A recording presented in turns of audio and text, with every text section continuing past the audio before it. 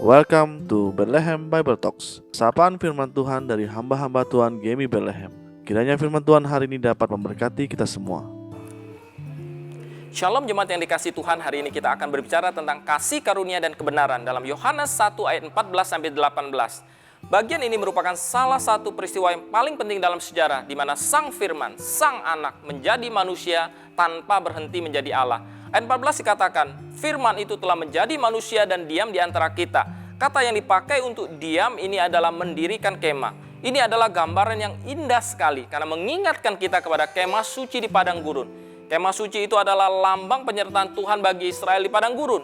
Israel yang hanyalah budak di Mesir, tetapi setelah Tuhan menyatakan diri kepada mereka, identitas mereka berubah. Mereka bukan lagi budak di Mesir, mereka melainkan umat Allah yang maha kuasa. Inilah sebabnya malaikat berkata dalam Matius 1 ayat 23, sesungguhnya anak darah itu akan mengandung dan melahirkan seorang anak laki-laki, dan mereka akan menamakan dia Immanuel, yang berarti Allah menyertai kita. Firman itu, Sang Anak, tidak berhenti menjadi Allah ketika ia menjadi manusia. Mengapakah Kristus rela datang ke dunia ini? Dia tidak datang untuk dunia ini. Dia datang untuk menyertai umatnya, berdiam bersama dengan umatnya.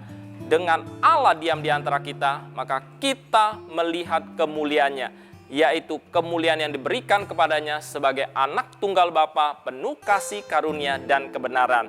Dan disambung ayat 16 yang berkata, karena dari kepenuhannya kita semua telah menerima kasih karunia demi kasih karunia. Yang berarti ketika satu anugerah selesai, maka anugerah lain akan tiba. Sebagai anak-anak Tuhan, kita sungguh mengalami kebaikan dan kemuliaan Tuhan.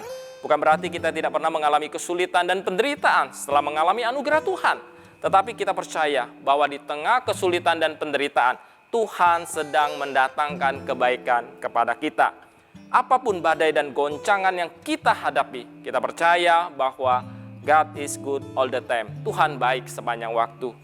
Kadang-kadang gereja hanya mengajarkan tentang kasih, anugerah, dan kebaikan dari Tuhan, namun tidak disertai dengan kebenaran. Tetapi ayat 17 dikatakan, sebab hukum Taurat diberikan oleh Musa, tetapi kasih karunia dan kebenaran datang oleh Yesus Kristus. Kita memang mengerti bahwa gereja harus menekankan kemuliaan Allah yang penuh anugerah, sehingga anak-anak Tuhan boleh mengalami kebaikan dan anugerah Tuhan. Namun di sisi lain, kita tidak boleh melupakan kemuliaan Tuhan yang penuh dengan kebenaran. Jika kita hanya percaya akan kasih dan anugerah Tuhan saja, maka akan mudah diselewengkan. Contohnya, hari-hari ini banyak orang-orang yang memperjuangkan legalitas pernikahan sesama jenis. Mereka mengatakan, kita saling mengasihi. Mengapa kita dilarang untuk menikah?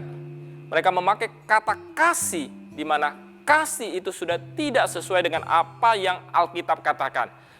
Ingatlah bahwa mentaati Tuhan berarti mentaati kebenarannya. Biarlah kita boleh mengalami kemuliaan Tuhan yang penuh dengan anugerah dan kebenaran ini. Tuhan Yesus memberkati. Demikianlah Bible Talks hari ini. Tuhan Yesus memberkati.